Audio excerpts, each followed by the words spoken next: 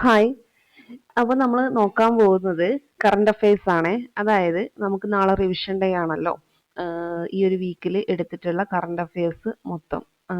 അതായത് 4 ദിവസത്തെ current affairs ഉണ്ട് പഠിക്കാനായിട്ട്. പിന്നെ നമുക്ക് അതിനിടയിൽ ലീവ് കാര്യങ്ങൾ വന്നതുകൊണ്ട് 4 ദിവസത്തെ മാത്രമേ നമുക്ക് പഠിക്കാനായിട്ടുള്ളൂ. അപ്പോൾ നമ്മൾ കുറച്ച് ദിവസമായിട്ടുണ്ട് ക്ലാസ്സുകൾ ഇട്ടിട്ട്. എന്തായാലും നമുക്ക് എന്ത് ചെയ്യാം, കറണ്ട് അഫയേഴ്സ് എന്തൊക്കെയാ നോക്കാം. എന്താ ഒന്ന് റിവൈസ് ചെയ്ത് നോക്കാം അല്ലേ? ഓക്കെ, നോക്കി നോക്കാം. എന്തൊക്കെയായിരുന്നു? ഡിസംബർ 8 ആദ്യം നോക്കാം നമുക്ക്. ലോക ചെസ് ചാമ്പ്യൻഷിപ്പ് കാൻഡിഡേറ്റ് ടൂർണമെന്റിന് യോഗ്യത നേടിയ ഇന്ത്യക്കാരൻ ആരാണ്? ആ ആർ പ്രജ്ഞാനന്ദയാണ് അല്ലെ. ആരാണ്? ലോക ചെസ് ചാമ്പ്യൻഷിപ്പ് എങ്ങനെ ലോക ചെസ് ചാമ്പ്യൻഷിപ്പ് കാൻഡിഡേറ്റ് ടൂർണമെന്റിന് യോഗ്യത നേടിയ ഇന്ത്യക്കാരനാണ് ആർ പ്രജ്ഞാനന്ദ. അപ്പൊ ആർ പ്രജ്ഞാനന്ദ എന്താണ്? ലോക ചെസ് ചാമ്പ്യൻഷിപ്പ് കാൻഡിഡേറ്റ് ടൂർണമെന്റിന് യോഗ്യത നേടിയ ഇന്ത്യക്കാരനാണ്. T20 ഫോർമാറ്റിലെ അരങ്ങേറ്റ മത്സരത്തിൽ ഏറ്റവും കൂടുതൽ റൺസ് നേടുന്ന താരം അമിത് പസിയാണ്. T20 ഫോർമാറ്റിലെ അരങ്ങേറ്റ മത്സരത്തിൽ ഏറ്റവും കൂടുതൽ റൺസ് നേടുന്ന താരം ആരെന്ന് ചോദിച്ചാൽ അമിത് പസിയാണ്. അടുത്തത് ബറോഡയുടെ വിക്കറ്റ് കീപ്പർ ബാറ്ററാണ് അമിത് പസി എന്ന് പറയുന്നത്. ബറോഡയുടെ വിക്കറ്റ് കീപ്പർ ബാറ്റർ. ഇനി ആരാണ്? Doctor Thomas Nechupadam.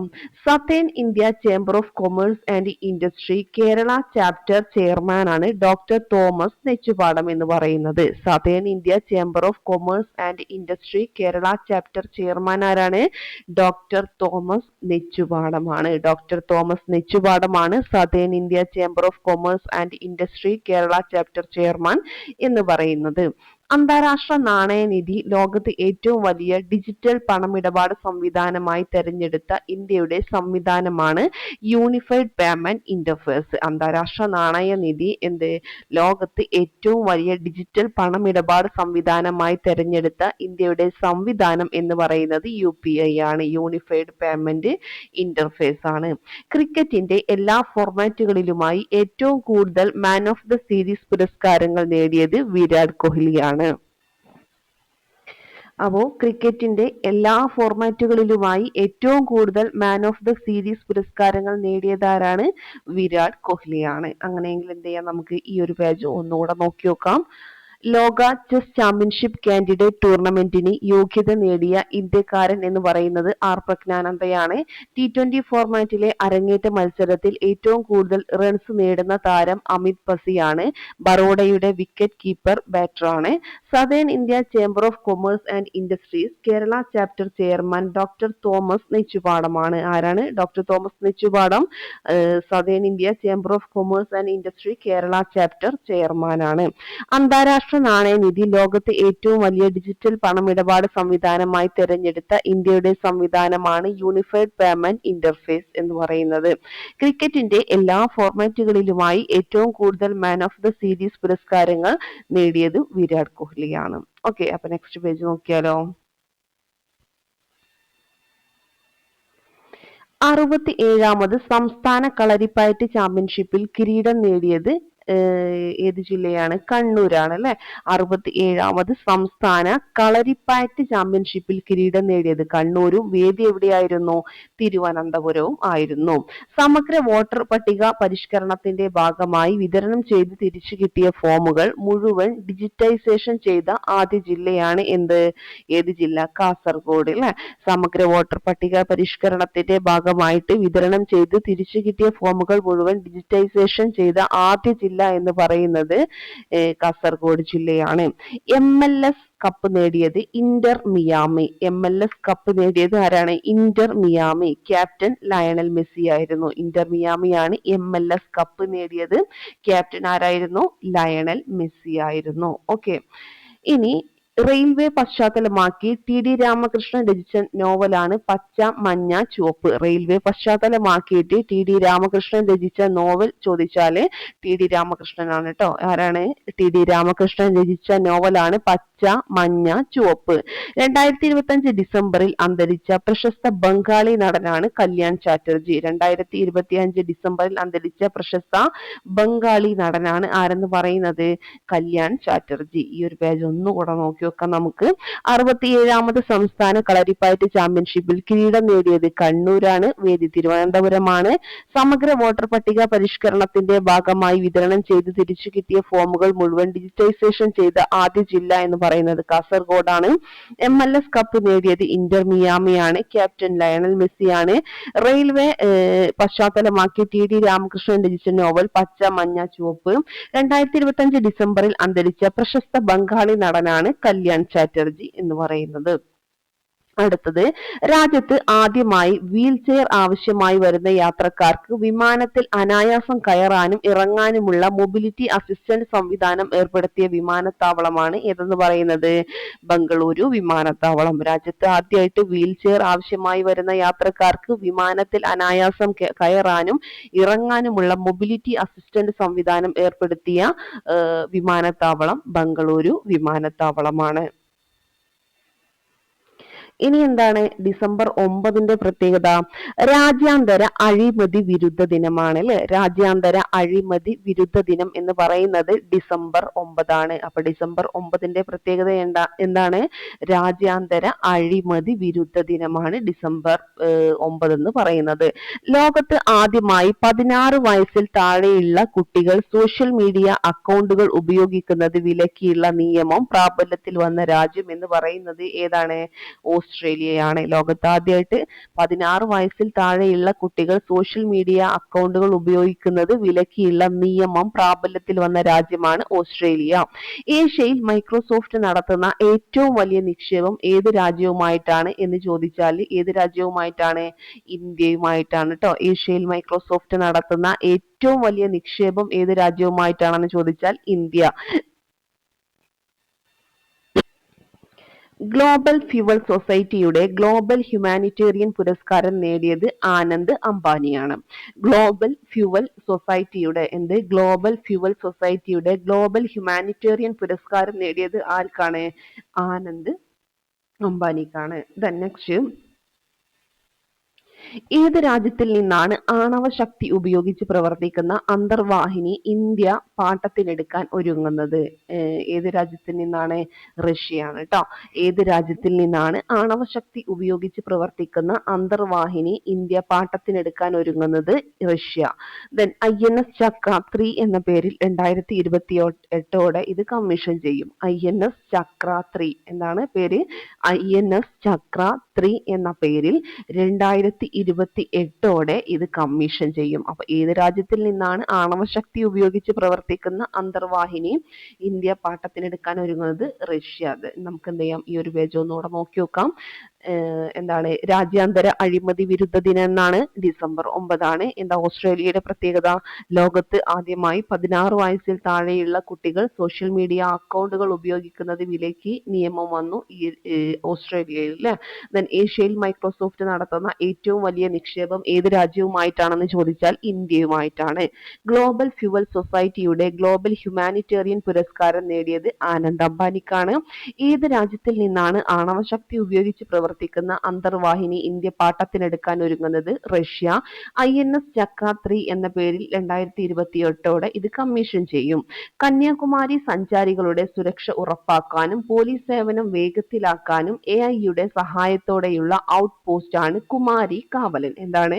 കന്യാകുമാരി സഞ്ചാരികളുടെ സുരക്ഷ ഉറപ്പാക്കാനും പോലീസ് സേവനം വേഗത്തിലാക്കാനും AI സഹായത്തോടെയുള്ള ഔട്ട് പോസ്റ്റ് എന്ന് പറയുന്നത് കുമാരി കാവലൻ. എന്താ അറിയപ്പെടുന്നത്? കുമാരി കാവലൻ. അടുത്തത് C-130J സൂപ്പർ ഹെർക്കുലീസ് വിമാനം. എന്താണ്? C-130J സൂപ്പർ ഹെർക്കുലീസ് വിമാനം ഏത് രാജ്യമാണ് വികസിപ്പിച്ചെടുത്തത്? USA ആണ് അല്ലെ, അമേരിക്കയാണ്. C-130J സൂപ്പർ ഹെർക്കുലീസ് വിമാനം എന്താണ്? C-130J അല്ലെ, സൂപ്പർ ഹെർക്കുലീസ് വിമാനം വികസിപ്പിച്ചെടുത്തത് അമേരിക്കയാണ്. അടുത്തത് അനാഥരായ കുട്ടികൾക്ക് വിദ്യാഭ്യാസത്തിലും തൊഴിലിലും 1% അല്ലെ സംവരണം ഏർപ്പെടുത്തിയ സംസ്ഥാനമാണ് മഹാരാഷ്ട്ര എന്ന് പറയുന്നത്. എന്താണ് മഹാരാഷ്ട്ര? എന്താണ് മഹാരാഷ്ട്ര എന്നല്ല, ഇവിടെ എന്താണ് പ്രത്യേകത? അനാഥരായ കുട്ടികൾക്ക് വിദ്യാഭ്യാസത്തിലും തൊഴിലിലും 1% സംവരണം. അനാഥരായിട്ടുള്ള കുട്ടികൾക്ക് വിദ്യാഭ്യാസം അതുപോലെ തൊഴിലിൽ 1% സംവരണം ഏർപ്പെടുത്തിയ സംസ്ഥാനമാണ് മഹാരാഷ്ട്ര.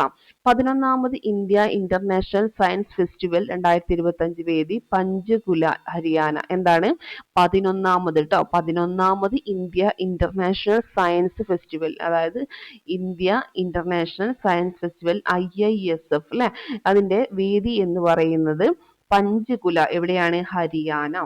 ഓക്കെ, അടുത്തത് നോക്കാം. ഗ്ലോബൽ എനർജി ലീഡേഴ്സ്, അതായത് GELS ഉച്ചകോടി 2025 വേദി പുരി, ഒഡീഷ. പുരി എവിടെയാണ്? ഒഡീഷയാണ് അല്ലെ. എന്താ പ്രത്യേകത? Global energy leaders GELS, global energy leaders ഉച്ചകോടി 2025 വേദി എന്ന് പറയുന്നത് ഒഡീഷയിലെ പുരിയാണ്. ഒഡീഷയിലെ പുരിയാണ് ഗ്ലോബൽ എനർജി ലീഡേഴ്സ് ഉച്ചകോടി 2025 വേദി എന്ന് പറയുന്നത്. Puri, Odisha. Global energy leaders ഉച്ചകോടി വേദി എന്ന് പറയുന്നത് പുരി, ഒഡീഷയാണ്. ഓക്കെ, നമുക്ക് ഈ പേജ് ഒന്നുകൂടെ നോക്കി നോക്കാം. കന്യാകുമാരി സഞ്ചാരികളുടെ സുരക്ഷ ഉറപ്പാക്കാനും പോലീസ് സേവനം വേഗത്തിലാക്കാനും AIയുടെ സഹായത്തോടെയുള്ള ഔട്ട് പോസ്റ്റ് ഏതാണ്? കുമാരി കാവലനാണ്. കന്യാകുമാരി സഞ്ചാരികളുടെ സുരക്ഷ ഉറപ്പാക്കാനും പോലീസ് സേവനം വേഗത്തിലാക്കാനും AIയുടെ സഹായത്തോടെയുള്ള ഔട്ട് പോസ്റ്റ് ആണ് കുമാരി കാവലൻ എന്ന് പറയുന്നത്. ഓക്കെ, അടുത്തത് C-130J സൂപ്പർ ഹെർക്കുലീസ് വിമാനം ഏത് രാജ്യമാണ് വികസിപ്പിച്ചെടുത്തത്? USA ആണ്. അനാഥരായ കുട്ടികൾക്ക് വിദ്യാഭ്യാസത്തിലും തൊഴിലിലും 1% സംവരണം ഏർപ്പെടുത്തിയ സംസ്ഥാനം എന്ന് പറയുന്നത് ഏതാണ്? മഹാരാഷ്ട്രയാണ്. ഇനി 11ാമത് ഇന്ത്യ ഇന്റർനാഷണൽ സയൻസ് ഫെസ്റ്റിവൽ 2025 വേദി എന്ന് പറയുന്നത് ഹരിയാനയിലെ പഞ്ച്കുലയാണ്. ഗ്ലോബൽ എനർജി ലീഡേഴ്സ് GELS ഉച്ചകോടി 2025 വേദി ഒഡീഷയിലെ പുരിയാണ്. ഗ്ലോബൽ എനർജി ലീഡേഴ്സ് അത് GELS ഉച്ചകോടി 2025 വേദി പുരി, ഒഡീഷയാണ്. ഓക്കെ, അപ്പൊ നമുക്ക് എന്ത് ചെയ്യാം? അടുത്ത ദിവസത്തെ നോക്കാം ട്ടോ. മനുഷ്യാവകാശ ദിനമാണ് ഡിസംബർ 10 അല്ലെ. ഡിസംബർ 10ന്റെ പ്രത്യേകത എന്താണ്? നമുക്ക് എല്ലാവർക്കും അറിയാം. ഡിസംബർ 10 എന്ന് പറയുന്നത് മനുഷ്യാവകാശ ദിനമാണ്. 2025 തീം എന്ന് പറയുന്നത് ഹ്യൂമൻ റൈറ്റ്സ് അവർ എവരിഡേ എസെൻഷ്യൽസ്. എന്താണ്? ഹ്യൂമൻ റൈറ്റ്സ് അവർ എവരിഡേ എസെൻഷ്യൽസ് എന്നുള്ളതാണ് 2025 മനുഷ്യാവകാശ ദിനത്തിന്റെ തീം എന്ന് പറയുന്നത്. ഇത് ഇമ്പോർട്ടന്റ് ആയിരിക്കും കേട്ടോ. എന്ത് ചെയ്യുക? നോട്ട് ചെയ്ത് വെച്ചേക്കുക. ഹ്യൂമൻ റൈറ്റ്സ് അവർ എവരിഡേ എസെൻഷ്യൽസ്. ഹ്യൂമൻ റൈറ്റ്സ് അവർ എവരിഡേ എസെൻഷ്യൽസ്. അപ്പൊ മനുഷ്യാവകാശ ദിനം എന്നാണ് ഡിസംബർ 10-നാണ്. 2025 ജൂനിയർ ഹോക്കി ലോകകപ്പ് ജേതാക്കൾ എന്ന് പറയുന്നത് ജർമ്മനിയാണ്. അപ്പോ 2025 ജൂനിയർ ഹോക്കി ലോകകപ്പ് ജേതാക്കൾ എന്ന് പറയുന്നത് ജർമ്മനിയാണ്. ഇന്ത്യക്ക് ഏത് മെഡലാണ് ലഭിച്ചിട്ടുള്ളത്? വെങ്കല മെഡൽ നേടിയിട്ടുണ്ട്. അടുത്തിടെ യുനെസ്കോയുടെ മാനവികതയുടെ അദൃശ്യ സാംസ്കാരിക പൈതൃകങ്ങളുടെ പട്ടികയിൽ ഇടം നേടിയ ഇന്ത്യൻ സാംസ്കാരിക ആഘോഷം ഏതാണ്? ദീപാവലിയാണ്. അടുത്തിടെ യുനെസ്കോയുടെ മാനവികതയുടെ അദൃശ്യ സാംസ്കാരിക പൈതൃകങ്ങളുടെ പട്ടികയിൽ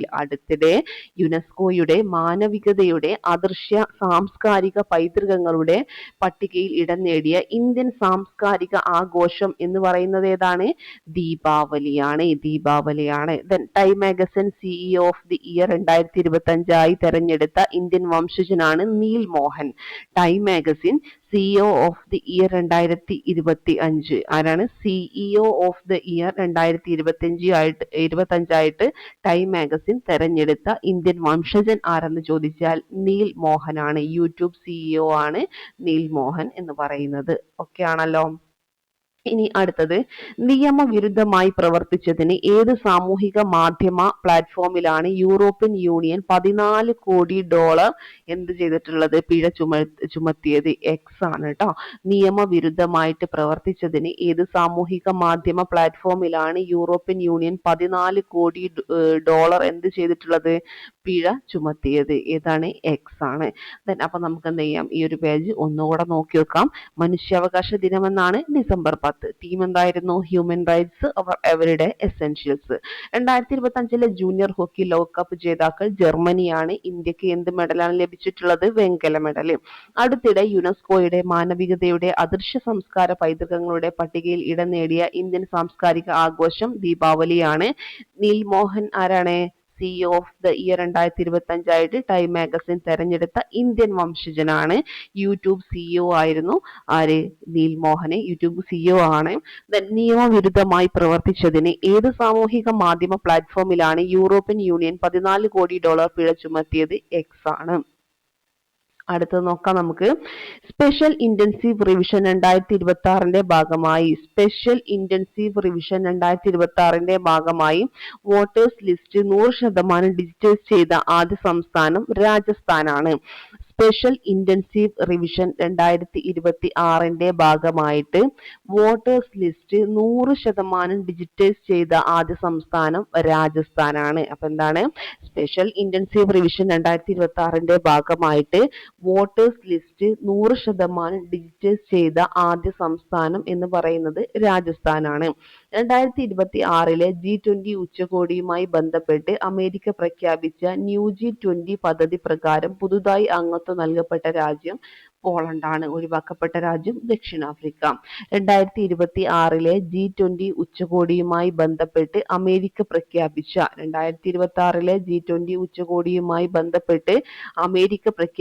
ന്യൂ G20 പദ്ധതി പ്രകാരം പുതുതായി അംഗത്വം നൽകപ്പെട്ട രാജ്യം പോളണ്ടാണ്. ഒഴിവാക്കപ്പെട്ട രാജ്യമാണ് ഏത്? ദക്ഷിണാഫ്രിക്ക. ഓക്കെ, അടുത്തത് നോക്കാം. ലോകത്തിലെ ഏറ്റവും ഉയരത്തിലുള്ള യുദ്ധ സ്മാരകം നിലവിൽ വരുന്നത് എവിടെയാണ്? ഗാൽവാൻ വാലിയാണ് കേട്ടോ. ഗാൽവാൻ വാലിയാണ് ലോകത്തിലെ ഏറ്റവും ഉയരത്തിലുള്ള യുദ്ധ സ്മാരകം നിലവിൽ വന്നത്. എവിടെയാണ്? ഗാൽവാൻ വാലി. അപ്പൊ എവിടെയായിരിക്കും അത്? ലഡാക്കിലാണ് കേട്ടോ. ലഡാക്കിലാണ് ഗാൽവാൻ വാലി. എന്താണ് പ്രത്യേകത? ലോകത്തിലെ ഏറ്റവും ഉയരത്തിലുള്ള യുദ്ധ സ്മാരകം. ഓക്കെ, ഇനി ഐക്യരാഷ്ട്രസഭയുടെ 2025 ചാമ്പ്യൻസ് ഓഫ് ദ എർത്ത് പുരസ്കാരം നേടിയത് സുപ്രിയ സാഹു ആണ്. ഐക്യരാഷ്ട്രസഭയുടെ 2025 എന്താണ്? ചാമ്പ്യൻസ് ഓഫ് ദ എർത്ത് അല്ലെ പുരസ്കാരം നേടിയത് സുപ്രിയ സാഹു. ഇനി ക്രിക്കറ്റിലെ 3 ഫോർമാറ്റിലും ടെസ്റ്റ്, അതുപോലെ ഏകദിന, അതുപോലെ T20 ഇതിൽ 100 വിക്കറ്റ് നേടുന്ന ആദ്യ ഇന്ത്യൻ ബൗളറും ലോകത്തിലെ 5ാമത്തെ താരവും ജസ്പ്രീത് ബുംറയാണ്. എന്ത്? ക്രിക്കറ്റിലെ 3 ഫോർമാറ്റിലും 100 വിക്കറ്റ് നേടുന്ന, 3 ഫോർമാറ്റ് എന്ന് പറയുമ്പോൾ ടെസ്റ്റ്, അതുപോലെ ഏകദിന, T20 ഇതിൽ 3ലും എന്ത് ചെയ്തിട്ടുള്ളത്? 100 വിക്കറ്റ് നേടുന്ന ആദ്യ ഇന്ത്യൻ ബൗളറും ലോകത്തിലെ 5ാമത്തെ താരവും. ആദ്യ ഇന്ത്യൻ ബൗളറാണ്, ലോകത്തിൽ നോക്കുമ്പോൾ 5ാമത്തെ താരവുമാണ് ആര്? ജസ്പ്രീത് ബുംറ എന്ന് പറയുന്നത്. ഓക്കെ, ഈ ഒരു പേജ് ഒന്നുകൂടെ നോക്കി നോക്കാം നമുക്ക്. സ്പെഷ്യൽ ഇന്റൻസീവ് റിവിഷൻ 2026 ഭാഗമായി വോട്ടേഴ്സ് ലിസ്റ്റ് 100% ഡിജിറ്റൈസ് ചെയ്ത ആദ്യ സംസ്ഥാനം എന്ന് പറയുന്നത് രാജസ്ഥാനാണ്. 2026 G20 ഉച്ചകോടിയുമായി ബന്ധപ്പെട്ട് അമേരിക്ക പ്രഖ്യാപിച്ച ന്യൂ G20 പദ്ധതി പ്രകാരം പുതുതായി അംഗത്വം നൽകപ്പെട്ട രാജ്യം പോളണ്ടാണ്. ഒഴിവാക്കപ്പെട്ട രാജ്യം ദക്ഷിണാഫ്രിക്കയാണ്. 2026 G20 ഉച്ചകോടിയുമായി ബന്ധപ്പെട്ട് അമേരിക്ക പ്രഖ്യാപിച്ച ന്യൂ G20 പദ്ധതി പ്രകാരം പുതുതായി അംഗത്വം നൽകപ്പെട്ട രാജ്യം പോളണ്ടാണ്. ഒഴിവാക്കപ്പെട്ട രാജ്യം ദക്ഷിണാഫ്രിക്കയാണ്.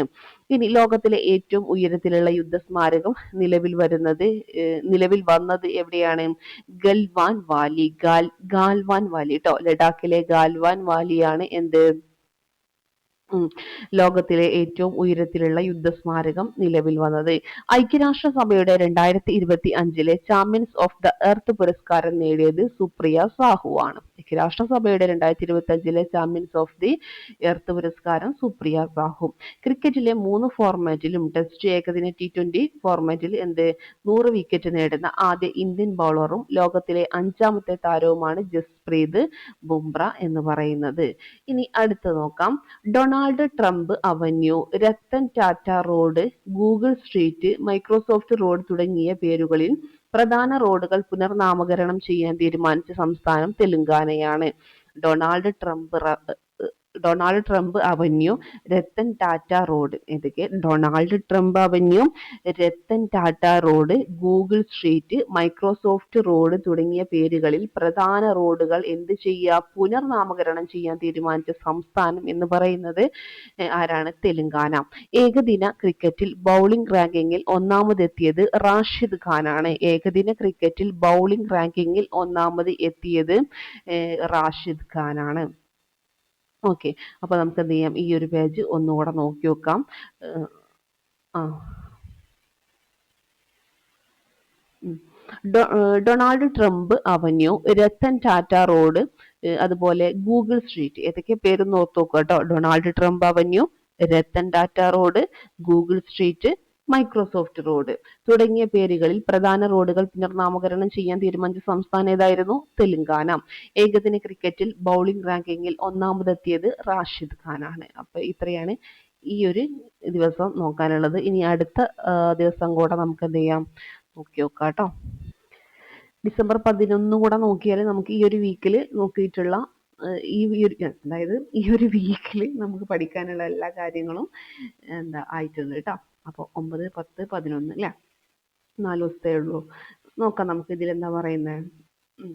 രാജ്യാന്തര പർവ്വത ദിനം ഡിസംബർ 11. രാജ്യാന്തര പർവ്വത ദിനം എന്ന് പറയുന്നത് എന്നാണ്? ഡിസംബർ 11. അപ്പൊ ഡിസംബർ 11ന്റെ പ്രത്യേകത എന്താ പറഞ്ഞേ? രാജ്യാന്തര പർവ്വത ദിനമാണ്. 2025 തീം എന്ന് പറയുന്നത് glaciers matter for water, food and livelihoods in mountains and beyonds. എന്താണ് 2025 തീം എന്ന് പറയുന്നത്? glaciers matter for water glaciers matter for water, food and livelihoods in mountains and beyonds എന്നുള്ളതാണ് ഡിസംബർ 11 2025 പർവ്വത ദിന രാജ്യാന്തര പർവ്വത ദിനത്തിന്റെ തീം എന്ന് പറയുന്നത്. ഇന്ത്യയിലെ ഏറ്റവും വലിയ ബീച്ച് സൈഡ് സ്റ്റാർട്ടപ്പ് സംഘമാണ് ഹഡിൽ ഗ്ലോബൽ എന്ന് പറയുന്നത്. എന്താണ് ഹഡിൽ ഗ്ലോബൽ എന്ന് പറയുന്നത്? ഇന്ത്യയിലെ ഏറ്റവും വലിയ ബീച്ച് സൈഡ് സ്റ്റാർട്ടപ്പ് സംഗമം. ഇന്ത്യയിലെ ഏറ്റവും വലിയ ബീച്ച് സൈഡ് സ്റ്റാർട്ടപ്പ് സംഘമാണ് ഹഡിൽ ഗ്ലോബൽ എന്ന് പറയുന്നത്. ഒരു രാജ്യം ഒരു തെരഞ്ഞെടുപ്പ് ആക്കുന്നതിനായുള്ള 129 ഭരണഘടനാ ഭേദഗതി ബില്ലും അനുബന്ധ ബില്ലും പരിശോധിക്കുന്ന സംയുക്ത പാർലമെന്ററി സമിതിയുടെ അധ്യക്ഷൻ പി ചൗധരിയാണ്. എന്താ പ്രത്യേകത? ഒരു രാജ്യം ഒരു തെരഞ്ഞെടുപ്പ് നടപ്പാക്കുന്നതിനായുള്ള 129 ഭരണഘടനാ ഭേദഗതി ബില്ലും അതുപോലെ അനുബന്ധ ബില്ലുകളും പരിശോധിക്കുന്ന സംയുക്ത പാർലമെന്ററി സമിതിയുടെ അധ്യക്ഷൻ എന്ന് പറയുന്നത് ആരാണ്? പി ചൗധരി. പി ചൗധരിയാണ് ഒരു രാജ്യം ഒരു തെരഞ്ഞെടുപ്പ് നടപ്പാക്കുന്നതിനായുള്ള 129 ഭരണഘടനാ ഭേദഗതി ബില്ലും അനുബന്ധ ബില്ലും പരിശോധിക്കുന്ന സംയുക്ത പാർലമെന്ററി സമിതിയുടെ അധ്യക്ഷൻ എന്ന് പറയുന്നത്. രാജ്യത്തെ ആദ്യത്തെ ഹൈഡ്രജൻ ബോട്ട് സർവീസ് ആരംഭിച്ചത് എവിടെയാണ്? വാരണാസിയാണ്. രാജ്യത്തെ ആദ്യത്തെ ഹൈഡ്രജൻ ബോട്ട് സർവീസ് ആരംഭിച്ചത് വാരണാസിയാണ്.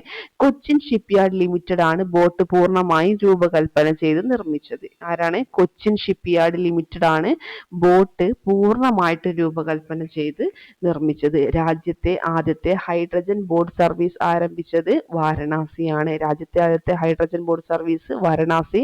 കൊച്ചിൻ ഷിപ്പ്യാർഡ് ലിമിറ്റഡ് ആണ് ബോട്ട് പൂർണ്ണമായും എന്ത് ചെയ്തത്? രൂപകൽപ്പന ചെയ്ത് നിർമ്മിച്ചിട്ടുള്ളത്. ഓക്കെ, 2025 ഡിസംബറിൽ എർത്ത് സമ്മിറ്റ് വേദി. 2025 ഡിസംബറിലെ എർത്ത് സമ്മിറ്റ് വേദി ഗാന്ധിനഗർ, ഗുജറാത്ത്. ഗുജറാത്തിലെ ഗാന്ധിനഗർ ആണ് 2025 ഡിസംബറിലെ എർത്ത് സമ്മിറ്റ് വേദി എന്ന് പറയുന്നത്. അപ്പൊ ഈ ഒരു പേജ് ഒന്നുകൂടെ നോക്കി നോക്കാം. രാജ്യാന്തര പർവ്വത ദിനം എന്നാണ്. ഡിസംബർ 11 തീം എന്തായിരുന്നു? Glaciers matter for water, food and livelihoods in mountains and beyonds. ഇന്ത്യയിലെ ഏറ്റവും വലിയ ബീച്ച് സൈഡ് സ്റ്റാർട്ടപ്പ് സംഘമാണ് ഹഡിൽ ഗ്ലോബൽ എന്ന് പറയുന്നത്. ഒരു രാജ്യം ഒരു തെരഞ്ഞെടുപ്പ് നടപ്പാക്കുന്നതിനായുള്ള 129 ഭരണഘടനാ ഭേദഗതി ബില്ലും അനുബന്ധ ബില്ലും പരിശോധിക്കുന്ന സംയുക്ത പാർലമെന്ററി സമിതിയുടെ അധ്യക്ഷനാണ് പി ചൗധരി. രാജ്യത്തെ ആദ്യത്തെ ഹൈഡ്രജൻ ബോട്ട് സർവീസ് ആരംഭിച്ചത് വാരണാസിയാണ്. കൊച്ചിൻ ഷിപ്പ്യാർഡ് ലിമിറ്റഡ് ആണ് ബോട്ട് പൂർണ്ണമായും രൂപകൽപ്പന ചെയ്ത് നിർമ്മിച്ചിട്ടുള്ളത്. 2025 ഡിസംബറിലെ എർത്ത് സമ്മിറ്റ് വേദി ഗാന്ധിനഗർ, ഗുജറാത്ത് ആണ്. 2025 ഡിസംബറിലെ എർത്ത് സമ്മിറ്റ് വേദി ഗാന്ധിനഗർ, ഗുജറാത്ത്. ഓക്കെ, അടുത്ത നോക്കാം നമുക്ക്. ഇന്റർപോളിന്റെ പുതിയ പ്രസിഡന്റായി തെരഞ്ഞെടുത്തത് ലൂക്കാസ് ഫിലിപ്പെ ആണ്. ഇന്റർപോളിന്റെ പുതിയ പ്രസിഡന്റായിട്ട് തെരഞ്ഞെടുത്തത് ലൂക്കോസ് ഫിലിപ്പെ ആണ് ഇന്റർപോളിന്റെ പുതിയ പ്രസിഡന്റായിട്ട് തെരഞ്ഞെടുത്തത്. 2026 ഫിഫ ലോകകപ്പിനോടനുബന്ധിച്ച് അർജന്റീന ഫുട്ബോൾ അസോസിയേഷന്റെ ഒഫീഷ്യൽ റീജിയണൽ സ്പോൺസറായി കരാർ പുതുക്കിയ ഇന്ത്യൻ കമ്പനി അമൂലാണ്. 2026 ഫിഫ ലോകകപ്പിനോടനുബന്ധിച്ച് അർജന്റീന ഫുട്ബോൾ അസോസിയേഷന്റെ ഒഫീഷ്യൽ റീജിയണൽ സ്പോൺസറായിട്ട് കരാർ പുതുക്കിയ ഇന്ത്യൻ കമ്പനി അമൂലാണ്. അപ്പൊ അമൂൽ എന്താണ്? 2026 ഫിഫ ലോകകപ്പിനോടനുബന്ധിച്ച് അർജന്റീന ഫുട്ബോൾ അസോസിയേഷന്റെ ഒഫീഷ്യൽ റീജിയണൽ സ്പോൺസറായിട്ട് കരാർ പുതുക്കിയ ഇന്ത്യൻ കമ്പനിയാണ്. ഓക്കെ,